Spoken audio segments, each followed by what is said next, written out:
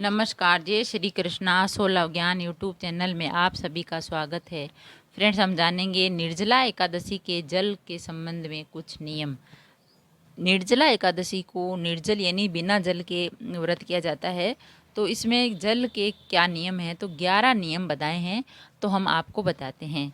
ज्येष्ठ मास की शुक्ल पक्ष की एकादशी को निर्जला एकादशी और भीमसेनी एकादशी भी कहते हैं। इस दिन जल का सेवन नहीं करते हैं।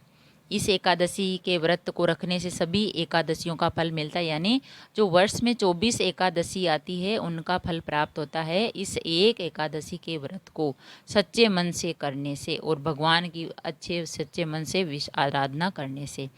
इस दिन जल का खास महत्व होता है। तो हम जानते हैं एकादशी के दिन जल संबंधी 11 नियम क्या है। पहला है, इस एकादशी के दिन बिना जल के व्रत करें।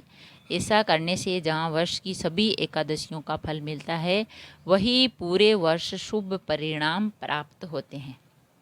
दूसरा है, निर्जला एकादशी व्रत में सूर्योदय से लेकर दूसरे दिन के सूर्योदय तक जल का त्याग कर देना चाहिए और अगले दिन सूर्योदय के बाद पूजा करके पारण के समय जल ग्रहण करना चाहिए।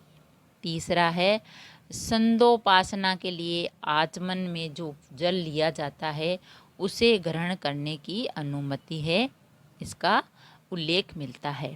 चौथा है, जो लोग गोदान नहीं कर पाते वे इस समय जल पान जरूर कराते हैं। ज्येष्ठ माह में वैसे भी तपता है, गर्मी बहुत पड़ती है, तो सभी जगह प्याऊ लगाने और लोगों को पानी पिलाने का पुण्य कार्य करना चाहिए। इस दिन जल में वास करने वाले भगवान श्री नारायण विष्णु की पूजा के बाद दान पुण्य के कार्य करें और समाज सेवा की जाती रहे। ऐसा करने से पितृ दोष दूर होने के साथ साथ चंद्र दोष भी दूर होता है।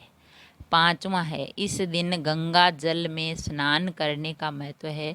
शुद्ध जल में थोड़ा सा गंगा जल मिलाकर भी स्नान कर सकते हैं। छठा है, इस दिन जल देवता वरुण देव की पूजा का भी महत्व होता है। इस दिन श्री हरि विष्णु के साथ ही माता लक्ष्मी की भी पूजा करें। एकादशी तिथि के देवता है विश्व देवगण है, उनकी पूजा भी करनी चाहिए। इस दिन श्री कृष्ण की पूजा भी करनी चाहिए। विष्णु, कृष्ण, वरुण, विश्व देवगण और माता लक्ष्मी सभी का जलाभिषेक करें। सातवां है, यदि आप इन उपाय नहीं कर सकते जो बताए हैं, तो एकादशी के दिन पीपल के पेड़ में जल अर्पित करके और उसकी विधिवत पूजा करेंगे। अगर आप ऐसा करते हैं तो कर्ज से मुक्ति मिलती है और भगवान विष्णु का भी आपको आशीर्वाद मिलता है, क्योंकि पीपल के पेड़ में भगवान विष्णु का वास होता है। आठवां है, एकादशी के दिन तुलसी के पौधे में जल अर्पित नहीं करना चाहिए, क्योंकि तुलसी का भी व्रत रहता है उस दिन।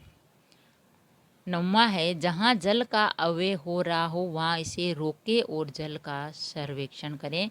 जहाँ भी नल खुला है, पानी व्यर्थ में चला जा रहा है, तो आप उसको ध्यान दें और जल का संरक्षण करें।